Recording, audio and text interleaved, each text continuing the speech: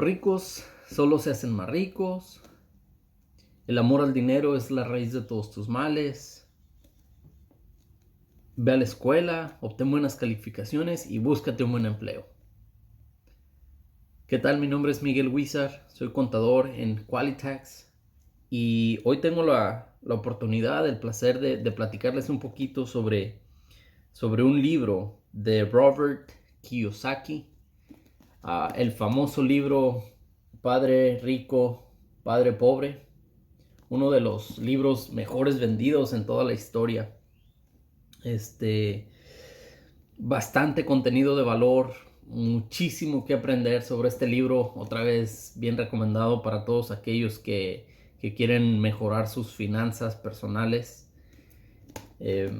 Robert, a través de este libro nos platica cómo fue su crecimiento, cómo fue el poder comparar las creencias de su padre biológico y de esa otra persona a quien él llama su padre rico, que era el papá de su mejor amigo.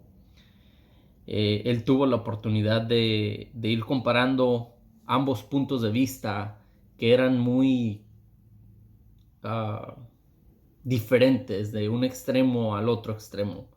Y cuando él tuvo la oportunidad de poder decidir, él ya tenía todas esas comparaciones en su mente, él ya tenía el consejo de ambos y se le pudo facilitar o no facilitar, pero tuvo un mejor referente para dónde elegir, si para el lado que le aconsejaba a su padre, a quien él llama padre pobre, o hacia el lado que le aconsejaba el papá de su amigo, quien él le llamaba el padre rico.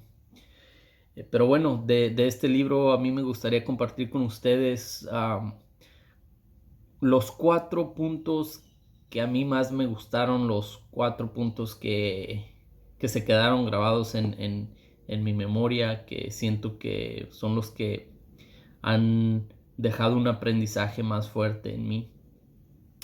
Y bueno, uno de ellos es la lección que Robert dice que los ricos no trabajan por dinero. Los ricos hacen que el dinero trabaje para ellos. ¿A qué se refiere con esto? Bueno, la mayoría de nosotros, la mayoría de la gente tiene un empleo y tiende a trabajar siempre para una persona, para una empresa. Tiene miedo, de perder ese empleo, tiene miedo de dejar de recibir ese salario, ese cheque, cada semana, cada 15 días.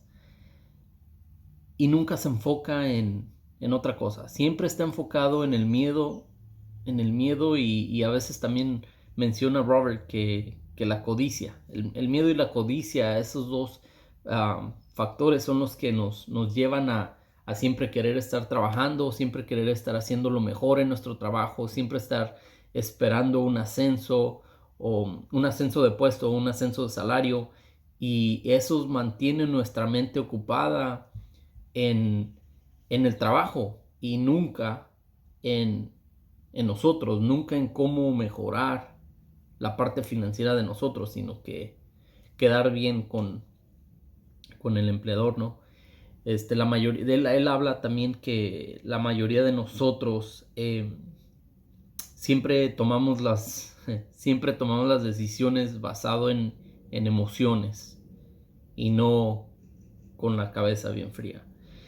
Y ahí estaba pensando, reflexionando, ¿quiénes de nosotros no siempre vamos y hacemos compras que nosotros justificamos, o compras que porque el vecino lo compró, porque el vecino se compró una moto, yo también quiero una moto, porque el vecino trae una camioneta nueva. Yo también quiero una camioneta. Porque la camioneta me hace sentir que ya tengo todo lo que quiero. Emocionalmente nos llenan esas compras. Emocionalmente nos lleva a tomar ese tipo de decisiones. Y Robert dice que pues esa es la razón por qué la gente, la mayoría de la gente o la gente de clase media y clase pobre nunca podemos salir adelante. Esa es una de las mayores razones, que tomamos las decisiones con emoción y no con la cabeza. Eh, y en resumen de este punto, pues bueno, o sea, un empleo, como Robert dice, es una solución a corto plazo para un problema permanente. Entonces, ese es el punto número uno que a mí me gustó, que me ayudó a tener una visión diferente de, de las decisiones que tomamos diariamente. Un segundo punto que me gustó y ya va enfocado un poquito más en las finanzas.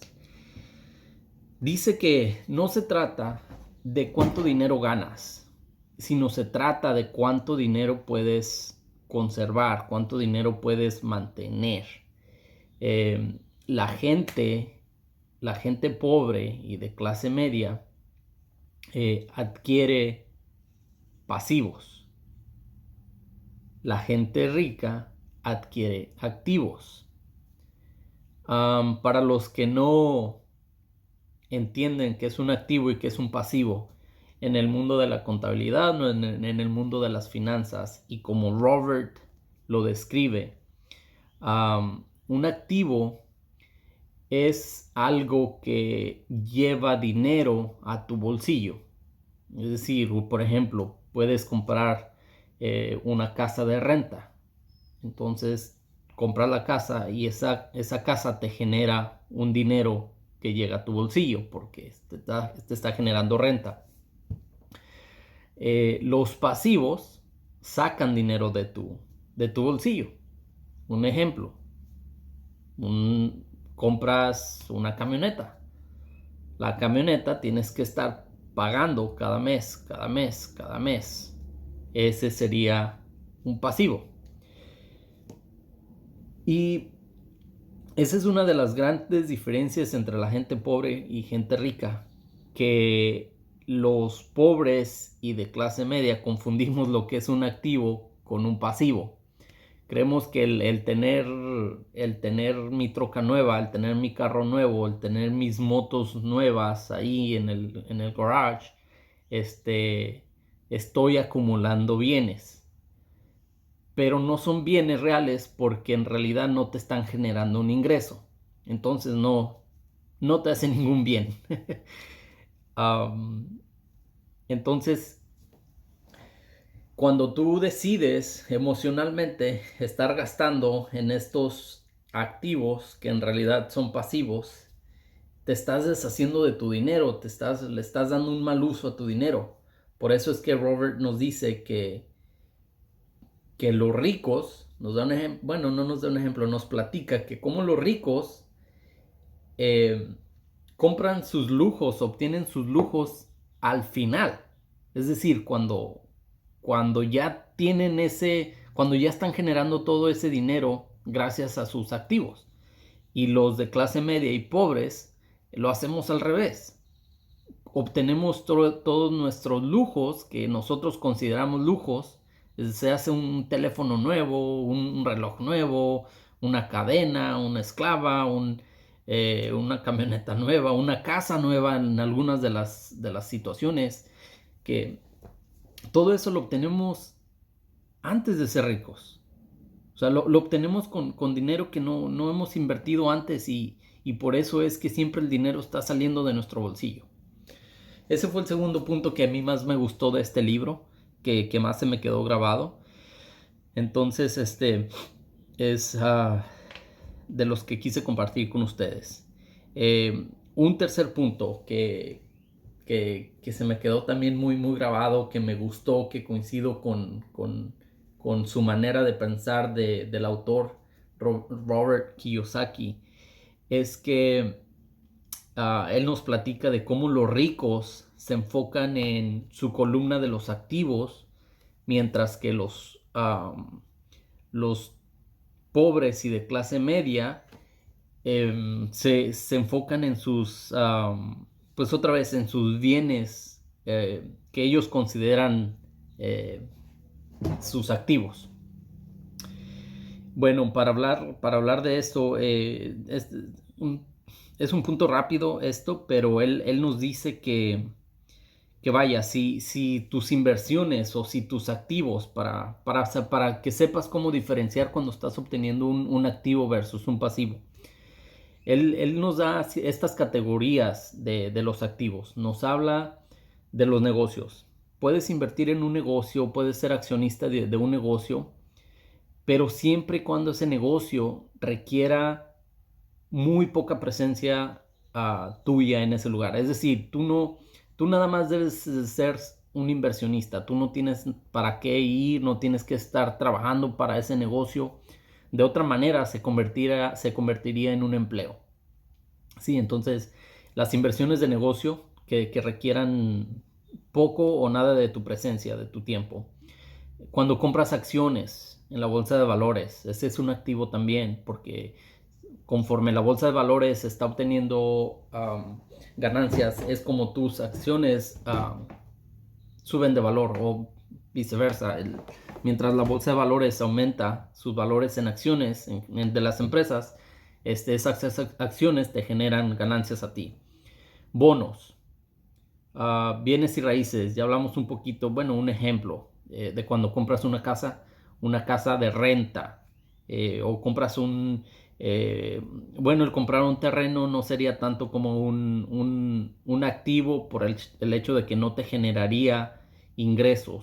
Obviamente es otro tipo de activos, pero no de los que te genera ingresos, al menos no continuamente, sino hasta que lo volvieras a vender.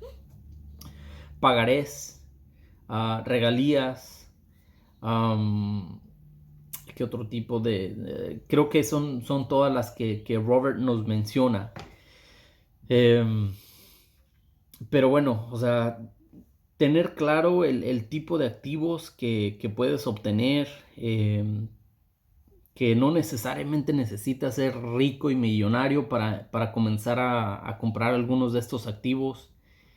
Eso es algo que también me gustó y estoy de acuerdo, que creo que son cosas que cualquier persona con una buena planeación puede comenzar a hacerlo.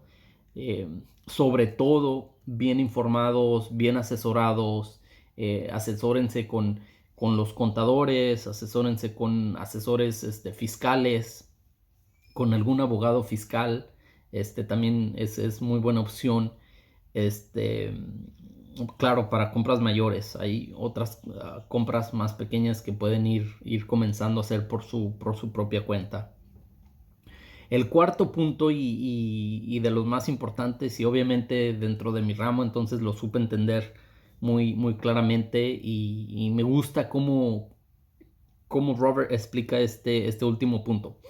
Nos platica, o a los lectores de su libro les platica cómo pues sobre la historia de los impuestos y las corporaciones. Bueno, los impuestos inicialmente fueron, al menos aquí en Estados Unidos, fueron diseñados para castigar de alguna manera a los ricos. Es decir, los ricos iban a ser quienes iban a terminar pagando estos impuestos, ¿no? Porque iba a estar basado en el nivel de ingresos o de riqueza de la gente. ¿Qué pasó? Bueno, pues que el gobierno comenzó a crecer y que conforme fue creciendo fue necesitando más dinero. Entonces, ese castigo se fue extendiendo hacia abajo, es decir, hacia la clase media, hacia los pobres. Y actualmente es donde está afectando a toda la gente de clase media, especialmente los de clase media con profesionales y buenos salarios. Son los que más pagan impuestos. Y también obviamente a la gente pobre. ¿Qué pasó? Bueno, que los ricos, con sus buenas asesorías legales, con sus contadores, con sus abogados fiscalistas, supieron detectar ciertas oportunidades, ciertas estrategias legales que les permitía no pagar impuestos. Y esa estrategia muy poca gente la conoce, o muy pocas personas tienden a seguir esa estrategia. La gente prefiere quedarse como empleados, tienen miedo de arriesgarse. A veces el nombre de una corporación hasta le tienen miedo. Bueno, ¿qué pasa? Las corporaciones son las que permiten a la gente rica pagar menos impuestos. ¿Cómo lo hacen? Bueno, esta es la parte que más me gusta, cómo Robert pudo obtener esta manera de explicar este concepto. Tienen que verlo así. Un empleado gana el dinero, va a trabajar y gana el dinero primero.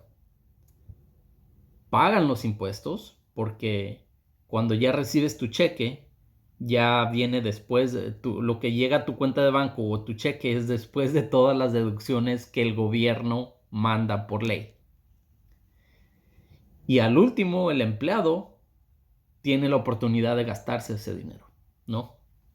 En lo que se lo vaya a gastar.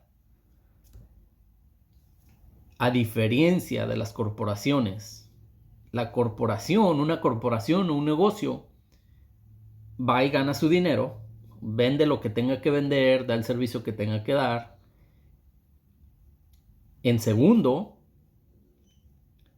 gasta, es decir, paga todo lo que tiene que pagar, hace todos sus gastos y si algo le sobra, en eso paga impuestos. Si ustedes son capaces de analizar esta manera de ver las cosas, de ver la manera de los impuestos y las corporaciones y los beneficios, si ustedes pueden analizar este concepto, creo que se les puede ampliar su visión. Creo que pueden entender del por qué los ricos se hacen más ricos, del por qué la gente pobre y de media clase pagamos más impuestos. Y creo que esto les ayudaría a cambiar su manera de ver las cosas en general, de entender lo que son las finanzas personales y de negocio. Otra vez Robert Kiyosaki, pues a través del libro, él nos platica sobre sus dos padres, sobre las creencias. Uno de ellos, su padre biológico, era una persona muy, muy bien educada, preparada, con licenciaturas y maestrías, que sin embargo nunca logró obtener la riqueza. En el otro lado, su padre, el papá de su amigo, de su mejor amigo,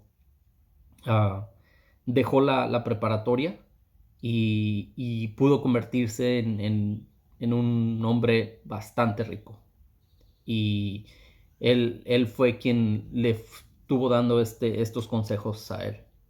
Pues le recomiendo el libro Padre Rico, Padre Pobre. Muy buena lectura, muy buen aprendizaje. Muchas gracias por su tiempo. Espero que hayan disfrutado este pequeño no resumen del libro, sino mi opinión y mi aprendizaje sobre este libro. Mi nombre es Miguel Huizar, trabajo en Qualitax y este video fue hecho para DET.